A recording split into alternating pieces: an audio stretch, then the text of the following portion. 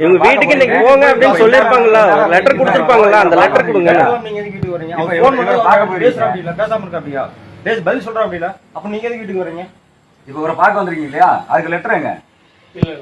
Letter எதுவுமே கொடுக்கலையா? எதுவுமே கொடுக்காம எப்படி வந்தீங்க? அப்படியே லெட்டர் எப்படி வரலாம்? நீங்க அவரு சொல்லக்கூடிய ரீசனை வந்து உங்க பிரான்ச்சுக்கு சொல்லணும். இப்படி வந்து உட்காந்துட்டு நான் வாங்கிட்டு தான் போவேன், பாண்டு பாத்திரத்தை வாங்கிட்டு வாங்க அப்படின்னு சொல்றது ஒரு ரைட்ஸே கிடையாது. இல்ல மகேந்திரா பைனான்ஸ் பூராம நான் இன்னைக்கு சொல்றேன், மகேந்திரா பைனான்ஸ் இதே மாதிரி பாத்தீங்கன்னா இந்த அவினாசியில இருந்து இந்த பகுதி வரைக்கும் கோபி வரைக்குமே நிறைய மக்கள் வந்து குறை சொல்றாங்க. என்னன்னா மகேந்திரா பைனான்ஸ் அராஜகம் ரொம்ப ஓவரு.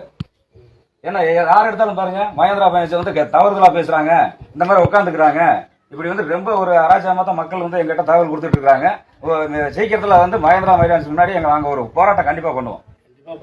ஆமா கண்டிப்பா பண்ணுவோம். அதாவது இந்த மாதிரி வந்து நீங்க வந்து நல்ல விஷயம் கண்டிப்பா பண்ணுங்க. இல்ல இந்த மாதிரி உண்மை உண்மை தெரியும். என்னன்னு கேட்டீங்கன்னா பாருங்க, இப்ப ஏதோ ஒரு 2 தீபம் கட்ட முடியாத சூழ்நிலை